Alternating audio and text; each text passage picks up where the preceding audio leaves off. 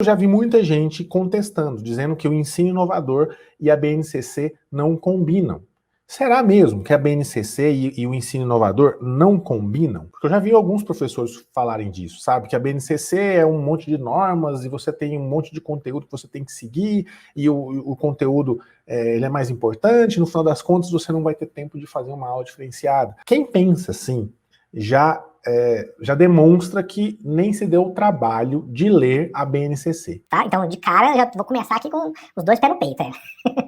Hoje o tio Ed tá brabo. Professores que me dizem que a BNCC não combina com o ensino inovador não se deram nem o trabalho de ler a BNCC, de entender o que é a BNCC, e é por isso que eu decidi fazer essa aula aqui. Eu já vou começar com essa próxima pergunta aqui, ó. Então, o que é BNCC? Você pode estar pensando assim, Éder, tá bom então, eu não li, eu não sei o que significa, eu já li, mas alguém já me falou, já participei de alguma palestra, porque já faz alguns anos que a gente está discutindo BNCC, então eu já ouvi falar, mas eu não vejo de fato o que isso tem a ver com o ensino inovador. Então vamos lá, vamos entender. O que é BNCC? BNCC é uma sigla que significa Base Nacional Comum Curricular. Trocando em miúdos, o que significa essa Base Nacional Comum Curricular? A base, tá? Então a base nada mais é do que um documento, tá? É um documento normativo que vai ajudar a gente, né, todo o Brasil, a chegar, que ajudou todos nós aqui no Brasil,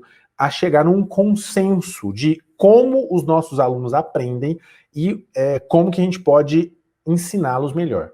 Então vamos lá, a BNCC é um documento normativo que trouxe um consenso, né, em todo o território nacional de como o nosso aluno aprende e como a gente pode ensiná-los melhor. Tá? Então, essa é a BNCC numa frase bem simples, tá bom? Bem simples. É um documento normativo que vai trazer isso.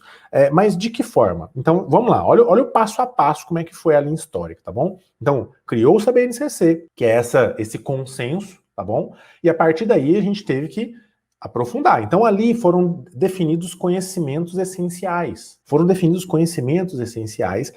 Que todo mundo no território nacional, todo brasileiro, ele precisa saber para ter o seu direito garantido, para ser um cidadão ativo, né, para ser um cidadão que de fato vai produzir e ter uma boa vida, digamos assim. Tá? Então, esses conhecimentos essenciais foram listados, foram definidos na BNCC. A partir da BNCC, cada estado pegou esse documento, a BNCC, e traduziu em documentos curriculares, DCs, tá? Esses DCs, documentos curriculares, eles são a tradução da BNCC, levando em consideração não só os conhecimentos essenciais que estão listados ali, permaneceu, né, manteve os conhecimentos essenciais, que é comum a todo mundo, em todos os estados do Brasil, mas incluiu ali o contexto de cada estado, tá? Então, eu moro aqui em Goiás, por exemplo. Então, o DC Goiás, né, o documento curricular de Goiás, ele introduz, por exemplo, o conceito de goianidade, que é um conceito que vai trazer a cultura goiana, aspectos específicos do meu estado. Se você mora em outro estado do Brasil, com certeza houve alguma discussão em relação a isso, porque pegou-se a BNCC, traduziu em documentos curriculares para aproximar todo aquele conhecimento essencial para o contexto, para o contexto que você leciona. E além disso, depois que todos os estados fizeram isso, né, houve ainda uma parceria com professores representantes de vários municípios desse estado, os principais pelo menos, né, do seu estado, do meu estado que seja, e ainda pegaram esse documento curricular e ainda fizeram um aprofundamento, na verdade, melhoraram, trouxeram para mais próximo da realidade aquele conjunto de normativas, de conteúdos e etc., que a gente chama de DCs ampliados, tá? Que é os documentos curriculares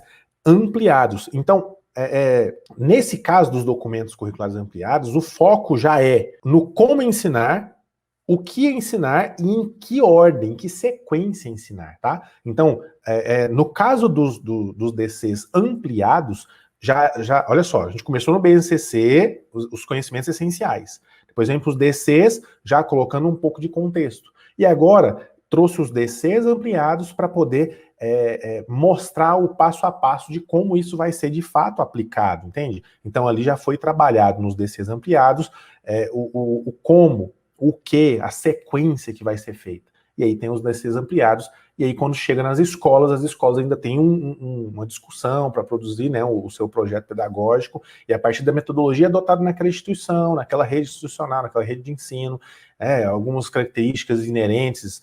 Por exemplo, na BNCC não entra necessariamente o ensino religioso, mas isso é tratado já no âmbito escolar, que, né, é definido ali para poder ser trabalhado com todos naquele ambiente, naquela comunidade escolar, tá? Então, só para você entender o que é a BNCC, tá? Então é um documento que vai organizar esses conceitos.